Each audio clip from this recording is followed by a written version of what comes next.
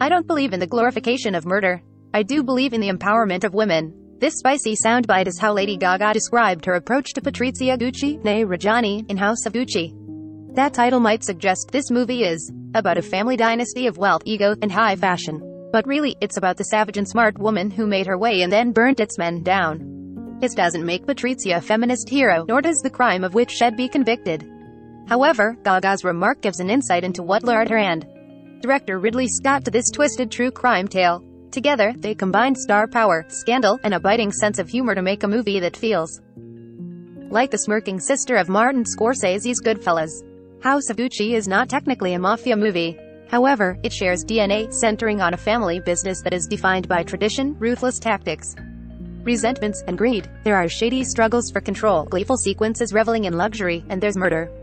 Most crucially, House of Gucci has its own Henry Hill, a charismatic outsider who defies the odds to make it into an elite inner circle, enjoying the perks there and then turning traitor when the chips are down. In a low-growl voiceover that welcomes audiences behind the velvet rope of these ripped from the headline stories, Henry told us, as far back as I can remember, I always wanted to be a gangster. In her own intriguing opener, Patrizia proclaims with a sultry snarl, it was a name that sounded so sweet, so seductive, but that name was a curse too. She saw certain to that. Lady Gaga gives face, attitude, and much, much more. In the 1970s, Patrizia Gaga was an Italian woman who had a middle-class job but upper-class ambitions and movie star good looks.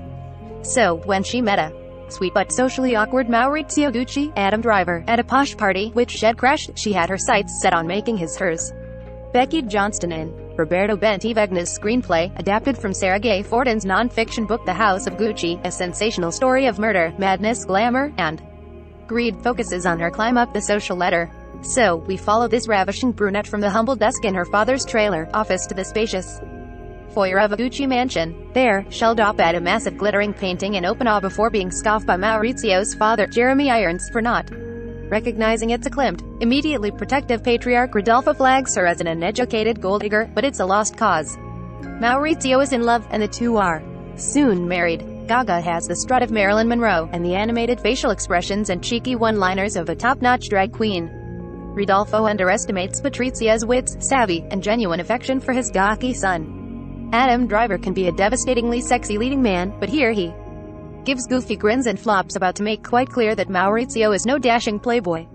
After enduring years of being cut off, emotionally and financially, from his obscenely wealthy family, Patrizia begins a charm offensive to win over dear Uncle Aldo, Al Pacino, and his black sheep of a son, Paolo, Jared Leto. With a winsome smile, a barrage of praise, and a keen eye for opportunity, she weaves herself and Maurizio deeply into the Gucci family business. Along the way, there will be sex, scandals, and double crosses. But nothing will deter this determined dreamer. And Gaga dives into the role with relish.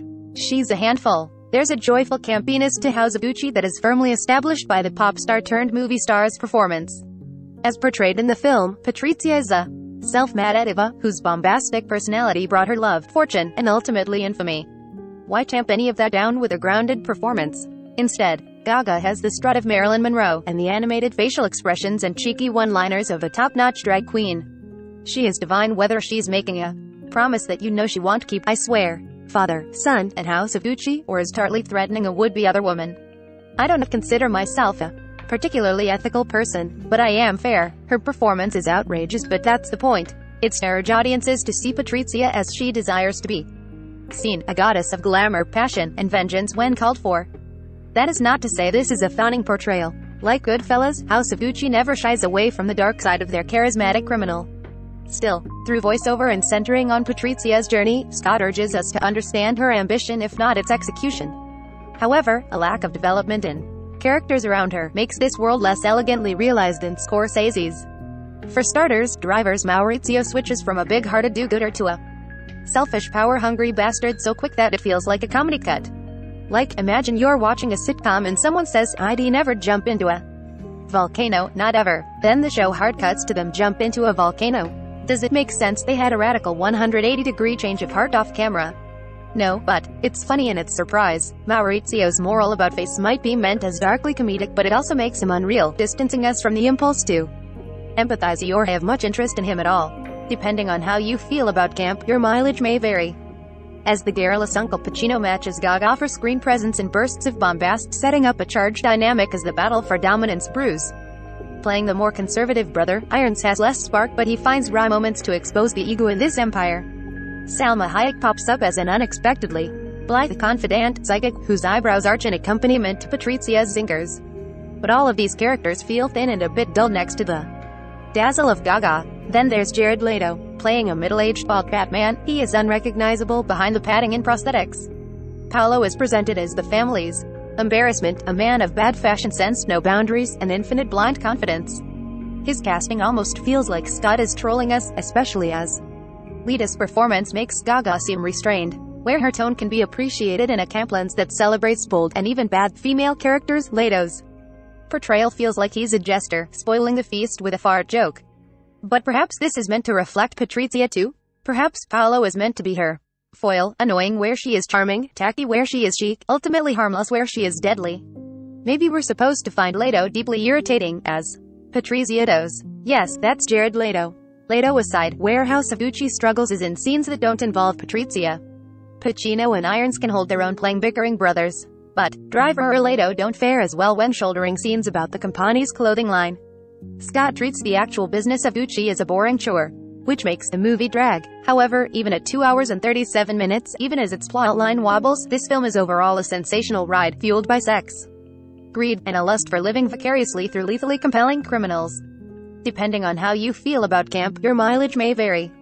For me, House of Gucci is a swooning, snarling, and knowingly outlandish film that invites audiences into the glorious rush of excess and its evils.